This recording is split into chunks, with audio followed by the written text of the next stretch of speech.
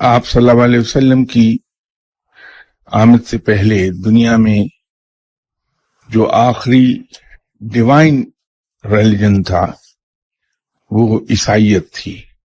جیسا کہ آپ قرآن پاک میں ہے کہ اہل کتاب میں بھی کچھ اہل علم ہیں، کیونکہ وہ پیروکار تھے اس وقت کے آخری سچے آسمانی مذہب کے، عیسائیت.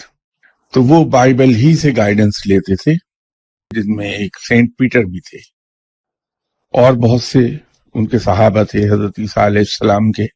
تو لوگ ان سے بھی روشنی لیتے رہے. دقت دراصل وہاں پیدا ہوتی ہے جہاں ہم تنگ نظری کا ثبوت دیتے ہیں.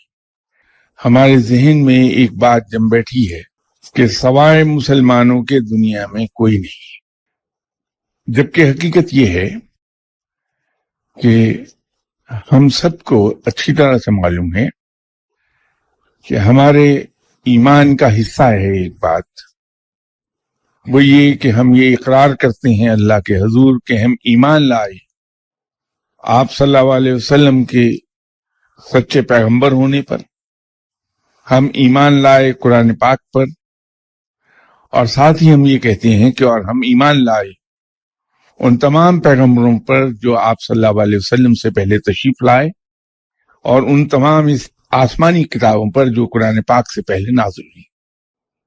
ہم یہ تو کہہ سکتے ہیں کہ یہودی اور نصارہ انہوں نے رب کی نافرمانی کی ہے. یہ نافرمانی کی اللہ کی کہ قرآن پاک جب آخری کتاب آ گئی تو اس پہ ایمان نہیں لائے. تو یہ سرکشی ہے ان کی، اس کی سزا پا رہے ہیں اور پائیں گے. لیکن ہم یہ نہیں کہہ سکتے کہ بائبل یا عیسائی وہ اس وقت صحیح راہ پر نہیں تھے، وہ اس حساب سے بالکل صحیح راہ پر تھے اس وقت. اور اس وقت کے اہل علم اپنی کتابوں سے اور اپنے اکابرین سے روشنی لیتے رہے ہیں.